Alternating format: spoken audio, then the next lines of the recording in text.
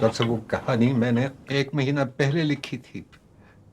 वो जो किताब मैंने आपको दी थी उसमें वो कहानी शाया हो चुकी है कई हफ्ते पहले, एक एक तफसील के साथ।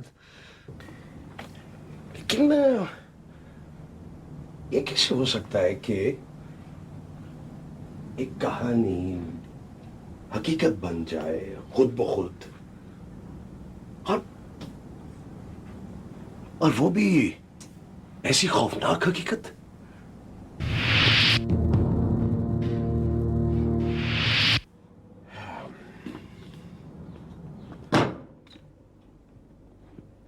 यही है वो किताब आपने पढ़ी? बाटापुर वाली कहानी पढ़ी है मैंने। फिर उस कत्ल और इस कहानी की एक एक तफसील आइडेंटिकल है। या तो ये महज इत्तेफाक है, दुनिया में ऐसी अजीबोगरीब चीजें होती रहती हैं, मगर साइंस और लॉजिक इत्तेफाकात में यकीन नहीं रखती।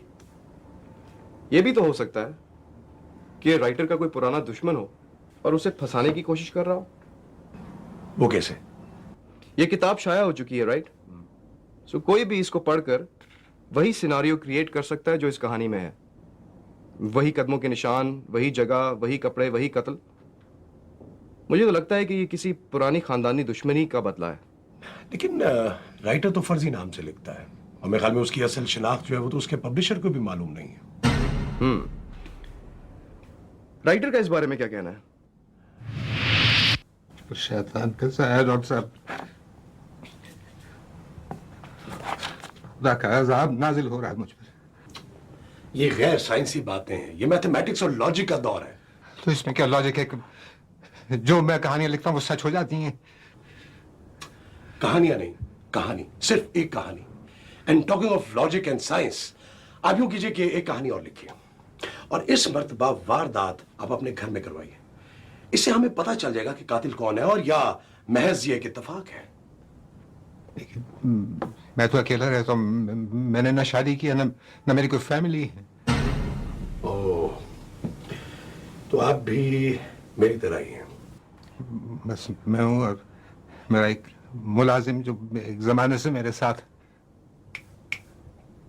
आप यूं कीजिए कि ये इस मर्तबा अपने नौकर पे कहानी लिखिए, नौकर पे, और इस मर्तबा इसको छपने नहीं भेजिएगा, अपने पास रखिएगा। इससे हमें पता चल जाएगा कि मैं सही कह रहा हूं या गलत कह रहा हूं। फिर उस राइटर ने एक और कहानी लिखी जो भी शाया नहीं हुई थी। ना किसी को उसके बारे में इल्म था, ना किसी ने पढ़ी, ना उसके बारे में कोई जानता था। मेरा ख्याल था कि राइटर की गलतफहमी दूर हो जाएगी कि उसकी लिखी हुई हर कहानी सच हो जाती है। फिर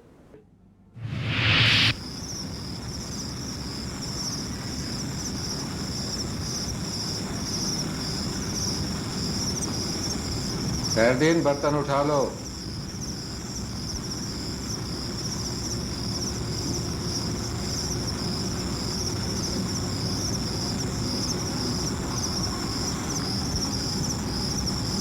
खैरदीन,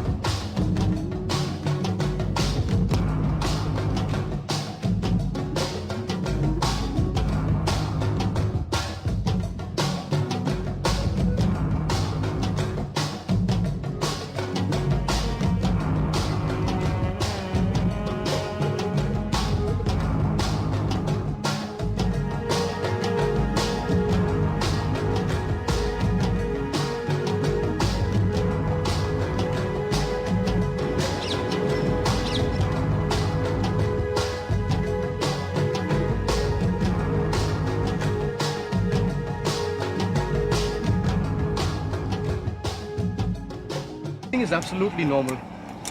उसकी कुकिंग, उसकी वॉक, उसकी रूटीन बिल्कुल नॉर्मल है।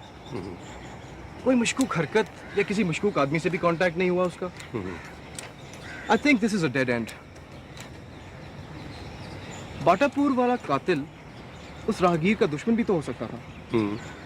और फिर कहानी पढ़कर उसे तरीका मिल गया। हमारे पास ना कोई सबूत है, ना कोई लीड, और कत्ल का मोटिव भी समझ में नहीं आता। आखिर एक इंसान किसी दूसरे को बगैर वजह के नहीं मार सकता।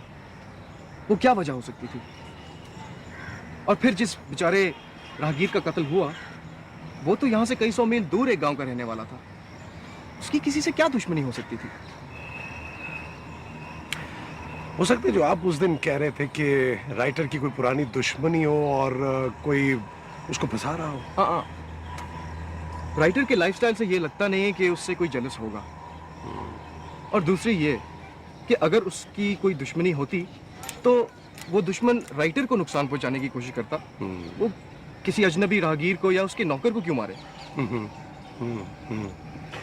तीसरे ये कि नौकर के कत्ल की वो जो